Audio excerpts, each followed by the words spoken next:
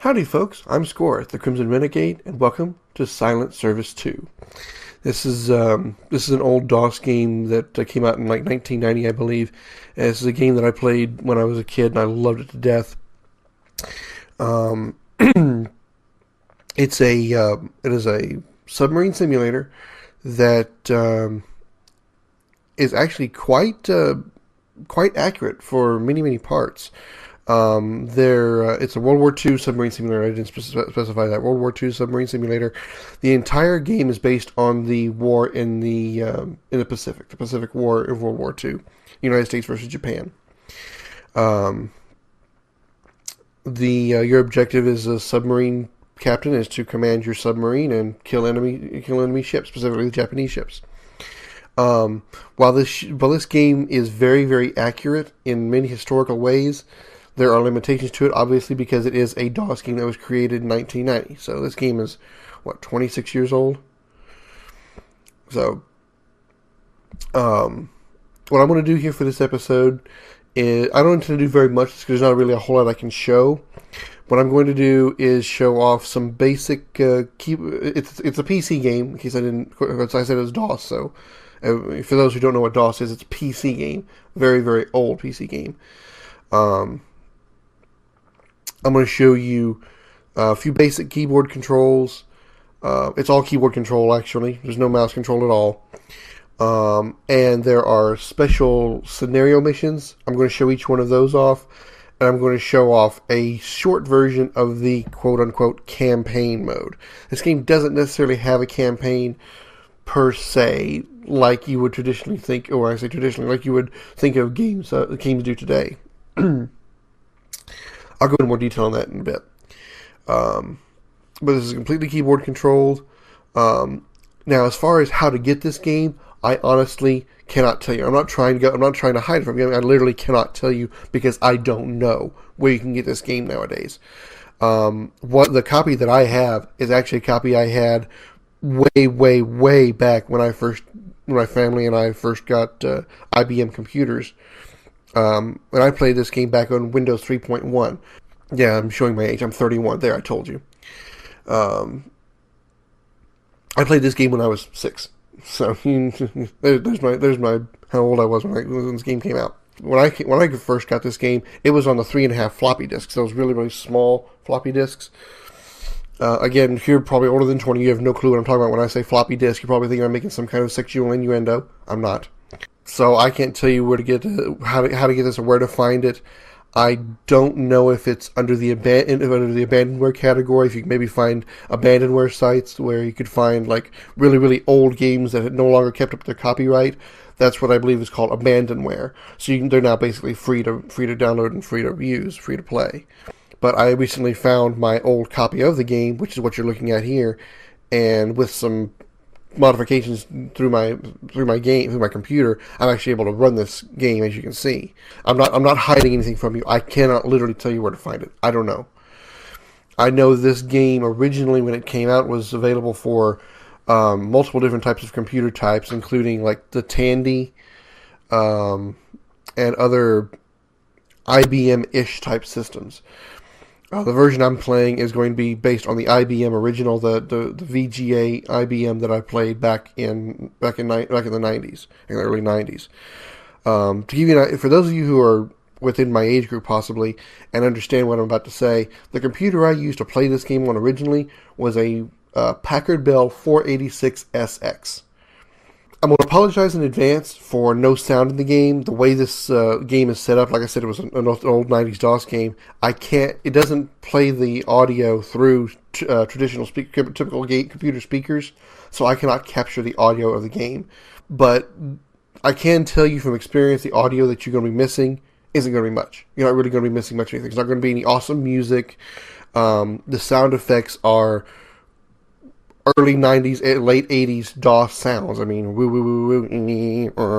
just the way the sound comes out of the computer, it actually comes from your computer's internal speaker, not your sound card that your speakers or headphones, if you're using headphones, are plugged into.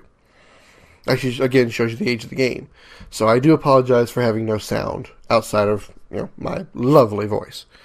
But if you have somebody, if you do know a way to get the same original copy that I have, the copy that I have came with a guide to the keyboard, so it tells you how every keyboard function works. I would say a good 85% of the keyboard is used in the game. Any type, one button press to a two button press combination, shift something, almost every button on the keyboard does something for your submarine. Additionally, it came with another guide that showed you every enemy ship in the game, which is useful for this screen right here. What this is, that when you start the game up for the first time, after you get through a brief loading screen, yes, even in the 90s we had loading screens, you have, before the game even completely starts, you have to identify the ship that's on the screen, which is what we're looking at here. It'll pick a random ship that's in the game and going to put it on the screen right here in front of us. And where you see on the screen here it says CV aircraft carrier, you have to press up or down to choose one of the ships that's in this list. Now, it's not going to pull a trick on you and put a ship up there that's not on the list. Whatever ship is on there is in that list somewhere. You just have to identify it. Luckily for me, I know 98% of the ships that appear up here. Sometimes they kind of they fool me. Sometimes what's up here looks like a certain ship, but turns out to be something else. But for the most part, I know almost every, especially the warships. The warships I can easily identify. Battleships, carriers, things of that sort. This is actually a PC patrol craft. So we're going to go down here to PC patrol craft, right there, and we press enter to actually get into the game. If you choose the wrong ship, it's going to take you straight to into a training game where I say it's training. All it is, you have 4 enemy ships on the screen. They don't shoot back. They just sit there. You can all you gotta do is just complete the mission. Whether you succeed or fail doesn't matter. And you'll come back to this screen. We can try to pick another. We can try to guess the ship again. In this case, I know it's the PC patrol craft, so I'm going to go straight into it. It's going to say correct because it's PC patrol craft. And now we're actually officially in the game. You got training, single battle, single war patrol, war career, and then you can resume save game. The Hall of Fame is if you reach a certain score or a certain point in missions or in the quote-unquote campaign again. I'll stop saying quote-unquote because basically that's what it is, quote-unquote campaign.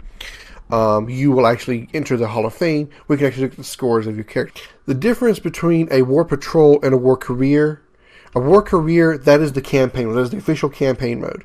You can start your war career at pretty much any time during the war. You can start it from 12/7/41 to I think like June or July of 45, I think, when the war ended. So if you want to play just a really short career and be there at the end of the war when it's over, you can actually start your war career like 2 or 3 months away from the victory. But me personally, I always like playing the full campaign from the beginning of the game, from the start of the war to the end. The difference between a war career and a war patrol is just one time going out. A war career, you start at a port, you go out on patrol, and sink enemy shipping, and go back to base. That's your mission. There's no special objectives like going out and reconning a certain area, or go over here and bomb this base over here, or something like that. Your only mission every time you go out on patrol, your only objective is to sink enemy ships. As many as you can, with as much tonnage as possible. That's your only mission every time. So, a war career is you go from port, go out on patrol, sink enemy shipping, go back to patrol, assuming you survive. A single war, in a war career, you do that over and over and over again until the war is over. Sounds a little repetitive, but it actually is kind of fun if you like the game, if you like this game style. A single war patrol is one of those. You leave port, go sink enemy shipping, go back to port, game over. So a single war patrol is one version of a war career, or you can say it the other way: a war career is multiple single war patrols. That's how that works. War careers and war patrols are completely random as far as when you go out to battle. You'll get a full map screen where actually I guess I can go and show off war patrol. It wouldn't be that hard to do. So we'll show a single war patrol here. You can choose a difficulty level. Again, I'm going to go introductory because I don't want to get embarrassed on this recording by getting my ass kicked. I'm just checking my recording on here because my recording setup is a little bit different than I normally do. I normally record console games like Xbox and PlayStation and stuff. I'm recording a DOS PC game, which the way I'm having to set up is a little bit different, so I'm having to keep my eye on it and make sure everything's working. Let's put in my name here. All right, we're going to go ahead and just start from the beginning of the war, because that way there's no reason to start at the end of the war. December 7th, 41. You can't pick a date outside the range. Let me go ahead and see what it says. Yeah, you must select a date between December 7th, 41 and June 30th, 45. So you can only pick a time between those dates. Now, granted that, that the war lasted beyond June 30th, but not much longer after that. So you can only pick a time between those dates, because you can't go out in November of 41, because we weren't at war with the Japanese. So that's all. It won't allow you to do that. So we're going to start with December 7th, 41. And depending on the date that you pick, will actually dictate what type of submarine you can pick, which all these are, in many, many ways, real submarines that really existed during World War II. The old S-class, that's an S-class of submarine, that was a real class. Barracuda class, Narwhal class. If you were to Google any of these submarines that you see up here, you will find that these ships are, for the most part, even their stats are accurate. You see where we got the old S-class select, you kind of look at an outline of what the submarine looks like, and then it shows the stats of the submarine on the right side of the screen. Now, all these stats are strictly for the game, but they are very close to accurate in many ways. S-class submarines can go with a maximum of 15 knots on the surface and 11 knots submerged. Can only go about 200 feet deep before it starts crushing the hull. Four bow tubes and one stern tube. Obviously talking about torpedoes here. And then it has one main deck gun. We can go down here to, say, the Gato class, or Gato class. I always call it Gato. I may be mispronouncing it. I apologize. Which is obviously, at the time, the best submarine of the war was the Gato class. As you can see, 20 knots surface, 10 knots submerged, 150 feet deeper, 6 bow tubes, and 4 stern tubes. So very nice. As I was saying, as you choose the date, let's say you chose the date closer to June 30th, 45, the choices up here would diminish and change. I think submarines like the Old S class, Barracuda, and I think even the Narwhal class disappear from the list. But everything from P class down to Gato, including the improved Gato class, which is just, I think it's a deeper, the test depth of the submarine goes deeper. And then the final submarine available, the strongest one in the game, is the Tench class, which isn't too different from the Gato and the improved Gato. The difference between those three submarines is really negligible. They still all have 6 bow tubes, 4 stern tubes. I think the Tench comes with a stronger deck gun, so I think it was like I think it says 1 6-inch gun maybe. And then the test depth, I believe the Tench goes to 400 or 450 feet. But the speed and bow tube and the torpedo tubes don't change between those three subs. But each of these different submarines have these unique stats. There's only one submarine that actually has 2 deck guns, and that's the Narwhal class right here. As you can see, it says 16 knots submerged, 16 surface, 6 submerged, 250 test depth, 2 6-inch guns. So if you play this game and you like fighting on the surface, which you shouldn't do very often, especially against warships that can shoot back, you'll probably want to go with the Narwhal class, because you can shoot your deck gun a lot faster because you have 2 guns. Every other submarine only has 1. But for the sake of this recording, I'm going to go ahead and just do the Gato class. So pick Gato. Here, this is kind of another difficulty modifier, if you will. You can choose flawless torpedoes or historical torpedoes. I'm going to choose flawless for this game, but if you decide that you want to up the difficulty a little bit, you can go with historical torpedoes. And what that does is it allows some of your torpedoes to fail. During the war, again, this is another reason this game is historically accurate.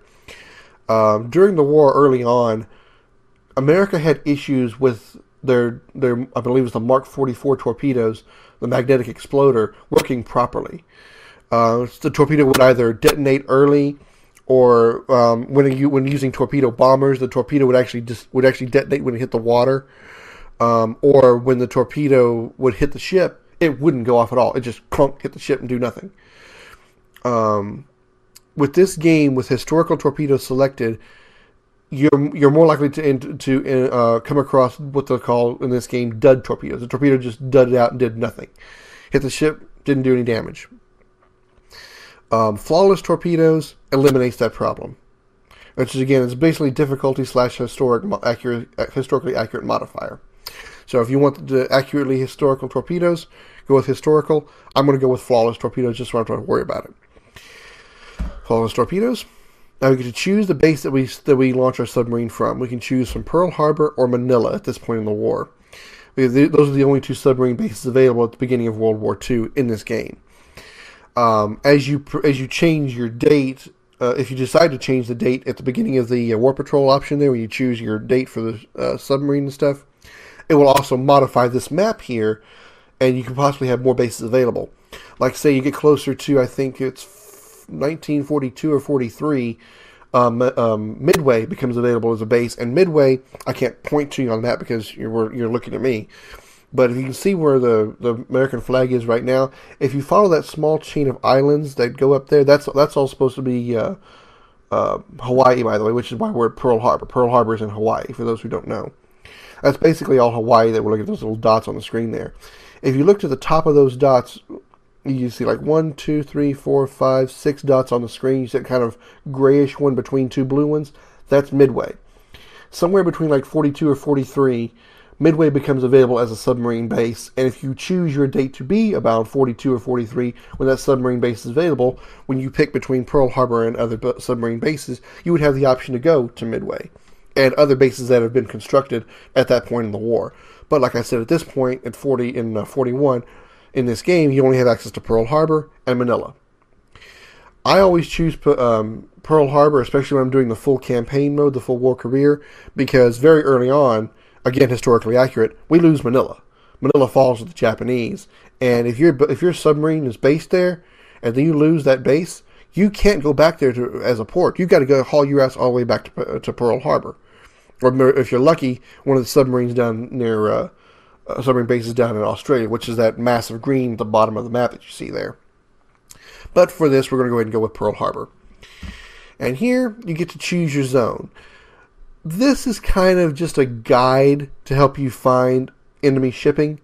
You can choose between multiple areas. You got like I said, Central Pacific, Western Pacific, Mariana Islands, the Marshall Islands, Palau, and Northern Japan, Southern Japan, Yellow Sea, which is way too far away if you're based in Pearl Harbor, East China Sea, Formosa Straits, and then back to Central Pacific.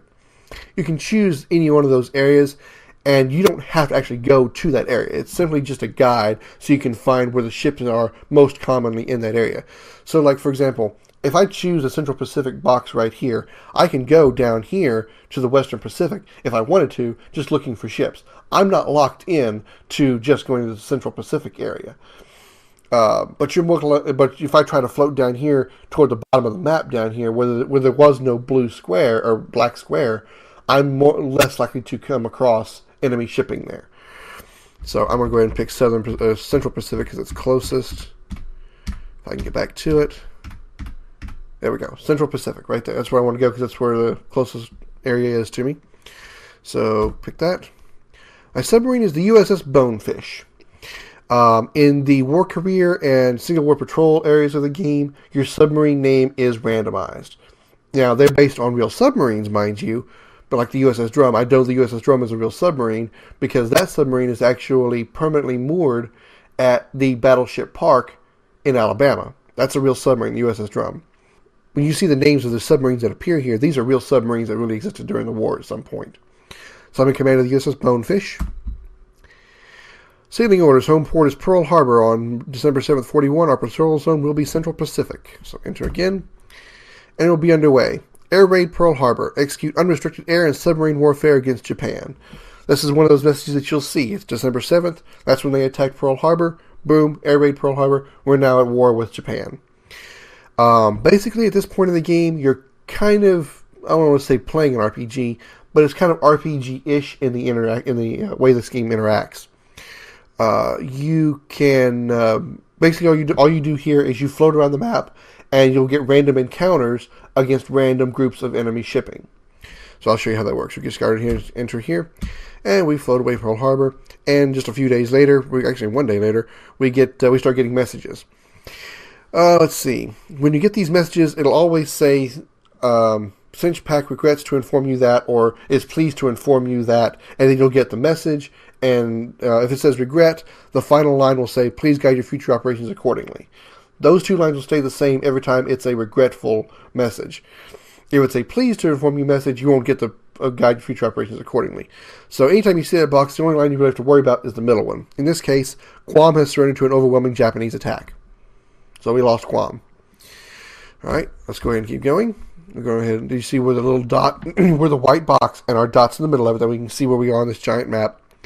Alright, on the 9th, regrets to inform you that Japanese troops are landing in northern Luzon in the Philippines, which is, as you can see, very close to Manila. That's exactly where they're heading. Alright, regrets to inform you that Japanese airstrikes sank 2 British battleships northeast of Singapore. There's nothing you can really do about these messages. You can't affect these at all. All these are basically just kind of news reports and, again, historically accurate messages. So you can actually, for a very large part of this game, use this game as sort of a tutorial, a teaching tool in the Pacific War of World War II. I honestly have learned quite a bit about the World War II and Pacific, and a lot of my interest in World War II battleships and ships and submarines and that sort because of this game. Games like Battle Stations Pacific and Battle Stations Midway, which I intend to show eventually, I really probably wouldn't have any interest in those games had I not played this game back when I was 6. This game really got me interested into submarines and ships and all that. Now, the history behind it all, I'm kind of vague on. I don't really care much for history.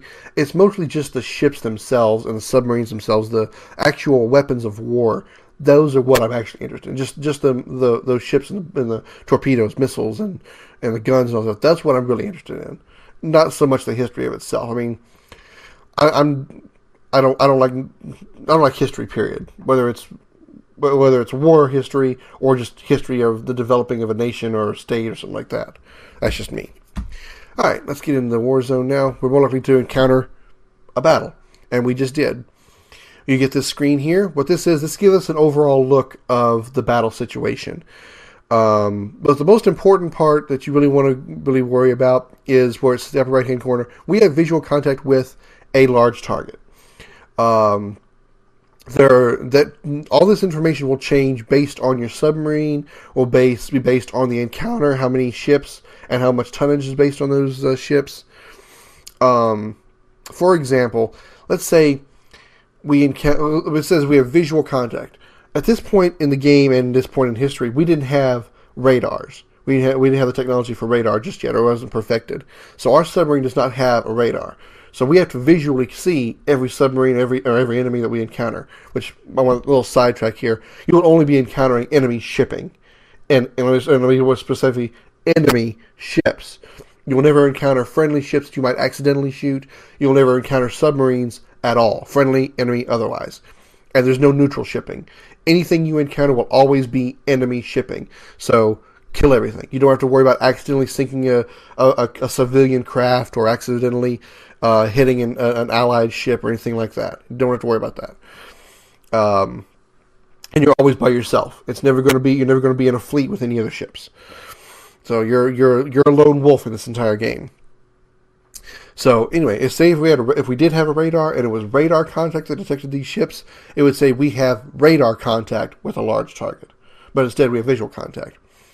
The time that you see at 2:21, that's going to be military time. For those of you who aren't familiar with it, it's based on the 24-hour clock.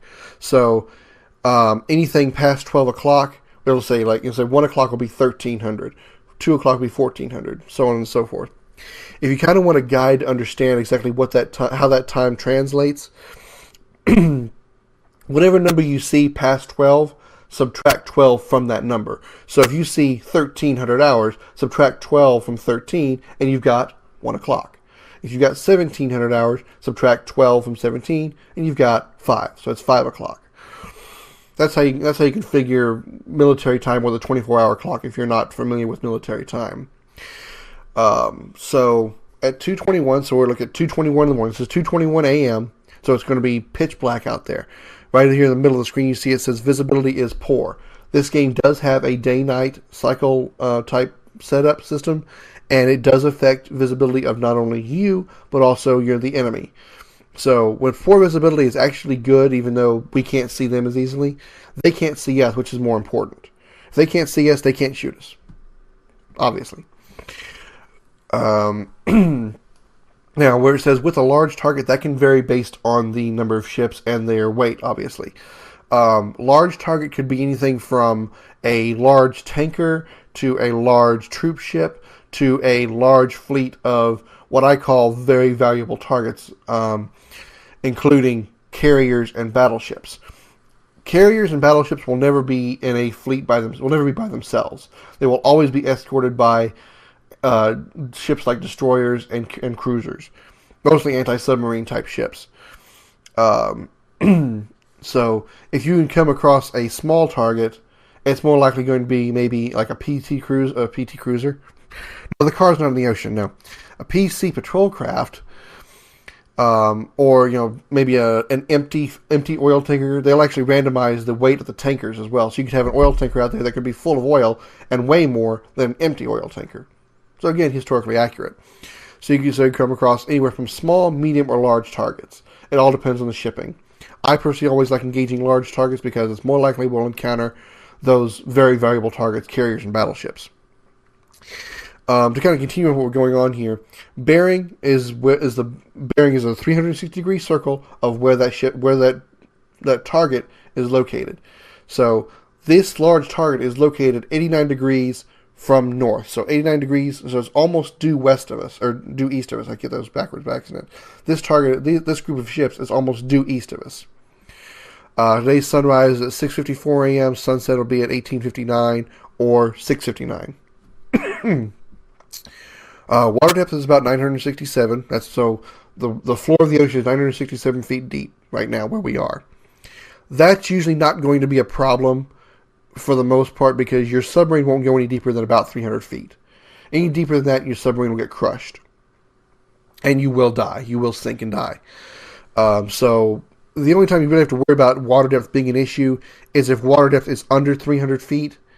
And that usually only happens if you're near a coastline or like you saw maybe over in the northern Japan area, you saw kind of that lighter blue color water. Those are really shallow areas. If you dive too deep, you'll hit the floor of the ocean and you'll damage your submarine. With depths beyond 300 feet, you don't have to worry about it. You'll never hit the bottom. You'll probably crush and sink before you get that deep. The information at the bottom, exec estimates that at full speed, and all this stuff here is based on when the enemy ships will see you based on the position of their ships to your ship. So on the first line, our broadside is visible at 2,820 feet. All these numbers here are based on yards. The numbers that you see at the bottom of the screen are in yards. So if our broadside is facing an enemy ship, they will likely see us at 2,800 yards. If we're end on, in other words, if our nose is pointed toward an enemy ship, they won't see us until we're at 940 yards. Obviously, if you think about it, here's your submarine. You can't see very much because this is the nose of our submarine. You can't see it as easily. But if you turn this, there's a lot more to see. Makes sense, obviously. Then the bottom three is based on yards also, like I said. Periscope is visible at 415 yards. So again, talking about the submarine's positioning and stuff, you've got a periscope with just one little tiny pipe sticking out of the water. So if this is all you see, obviously you're not going to be able to see it at 2,000 yards away. You got to see it until it's real close. So the periscope is visible at 415 yards. So that's pretty damn close. If you let your enemy ships get that close, you're kind of an idiot. You shouldn't let the ships get that close to you unless you're already firing at them.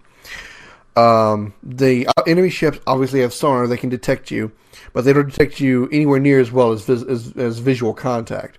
So as you can see, broadside is visible to sonar at 877 yards.